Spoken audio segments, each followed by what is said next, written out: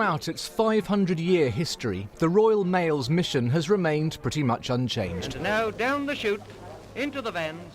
To harness technology of the day to deliver letters and parcels as quickly and accurately as possible. This new postal museum shows how deliveries have evolved. But by the early 20th century, the mail system in London faced two big problems. Heavy fog caused by smoke billowing from chimneys and heavy traffic. The answer lay below ground. In 1927, this underground rail network opened. On the Post Office Tube Railway, 25,000 mailbags a day travel through 6.5 miles of tunnels below crowded city pavements. For 75 years, unmanned trains shuttled mail between 6 sorting offices and 2 railway stations, Liverpool Street and Paddington. Designed for letters, not people. Yeah, exactly right. Passengers would soon be able to ride specially adapted trains through the tunnels. Really important part of moving the mail and speeding up the process of moving the mail. It was essential to allowing that communication to happen quickly. Focal point and brain of the show is the signalling map. In 2003, the service stopped. Its running costs were deemed too high. Transporting mail above ground was considered more cost-effective. This is one of the mail platforms. This is where the trains would have stopped and the mail would have been loaded into the containers. The suddenness of the system's closure also surprised many. It almost looks like it was abandoned. Yeah, and pretty much was. I mean, the equipment was all left down here, newspapers and things like that still laying around, all the trolleys, the trains were all still down here. Soon to become a quirky visitor attraction, for some, mail rail has been underappreciated. The postal service really is the first social network, keeping people in touch, allowing people to stay in touch over distance and quickly, and it was important, the speed was important, and that's what mail rail was about, speeding that system up.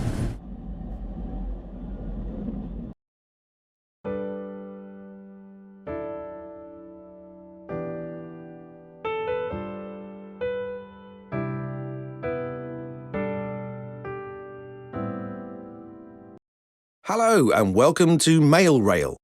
You're about to explore some of London's hidden underground postal railway. I'm Andy, your guide today, and I'm joined by Ray Middlesworth. Hi, Ray. Hi.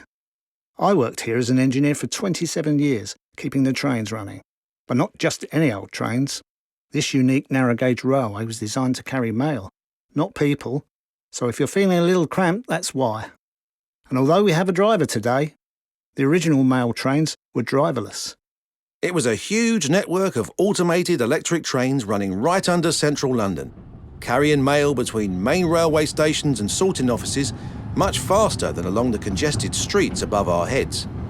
And it's amazing to think construction of the railway began as far back as 1914, with the tunnels dug by hand.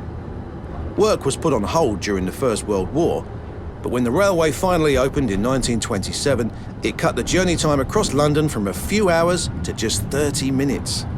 It was an engineering marvel. Mail rail ran almost non-stop, night and day, for over 75 years until 2003. As we explore, we'll be going back in time to see tunnels, loading platforms, and a few surprises. We'll be at our first stop in a few minutes. Did you spot some sandbags just then? Ray, could you tell us about that? Sandbags on the line. That's called the sand drag. That's a pile of sand on the track designed to stop runaway trains. If they run down that hill we've just come down, that will catch them. The platform you're about to see looks much as it did on the day it shut down in 2003. Ray, can you describe it for us? When mail rail was running, this platform would be a hive of activity. You'd see people playing darts between the trains arriving, guys conversing back and forth and wheeling work up and down. It was a noisy and lively place to work. Ray's going to tell you more about life working on the railway as we take a trip down memory lane through the many decades of mail rail.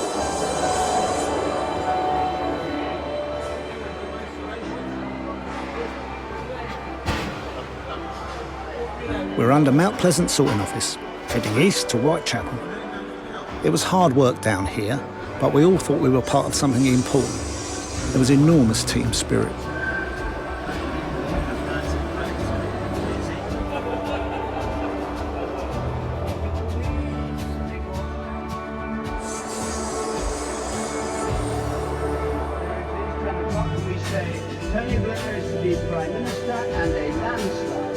We seemed to get ourselves in the news a lot in the 90s.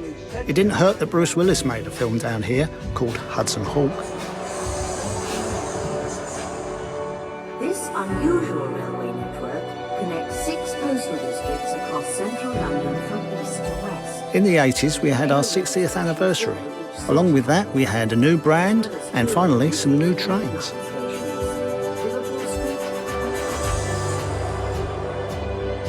GPO created a serious situation.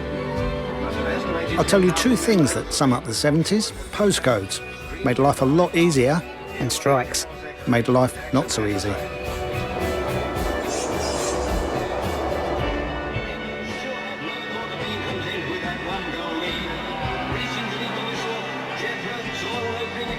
The swinging 60s.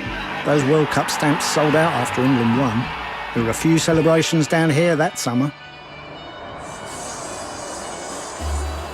The crew of the British Airways Flying Claire make ready for the transatlantic flight to New York, which marks the In the 50s, air travel became much more common, and so did airmail, and that meant even more of it travelled along mail rail.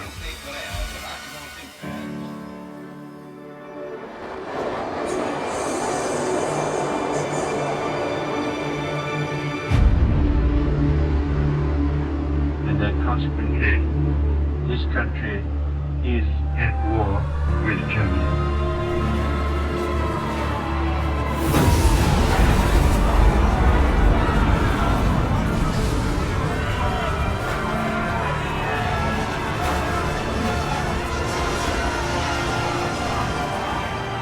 The railway was bombed several times. This station suffered the most damage when it was hit in 1943. Amazingly, the railway was back up and running the very next day. That reflected how vital the railway had become.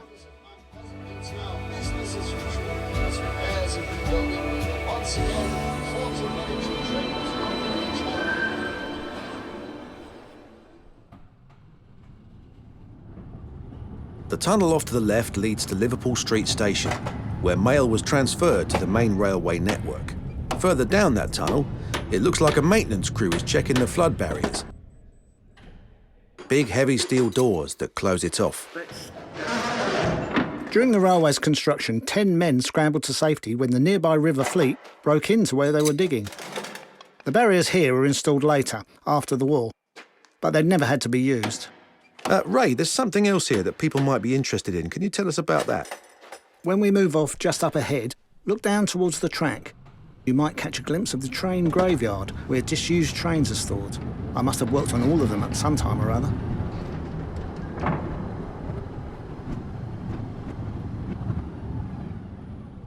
Don't worry, everybody. Just a power cut. Ray, can you explain? Power cuts happen from time to time when the railway was operational. We could draw power from the next station along to keep everything running. And of course, us guys in the engineering teams always kept the trains and track in good order. OK, on we go.